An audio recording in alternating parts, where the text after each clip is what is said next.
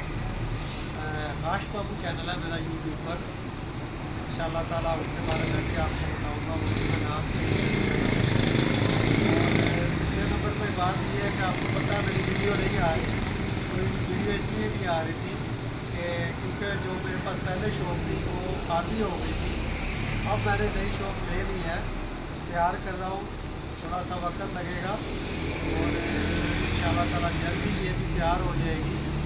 और आप यूट्यूब पे मेरी वीडियो भी आया करेगी, लाइव इसलिए आया हूँ आपको आप सबको बता दूँ।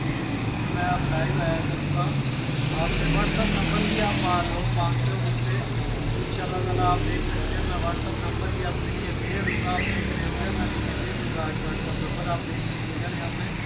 और व्हाट्सअप नंबर पे आप प्लीज़ कॉल ना कीजिएगा, मुझे वॉइस मैसेज कर दीजिएगा। जो कोई मसला हो तो आप मुझसे वॉइस मैसेज में पूछ सकते हैं। और दूसरे नंबर पे वीडियो भी बनाऊँगा। और इस जगह का एड्रेस कई लोग मांगते हैं मुझसे, तो मैं छोटा सा कारीगर हूँ, इतना बड़ा कारीगर नहीं हूँ। जितना मुझे समझ में आता है वो मैं आपको बता दूँगा।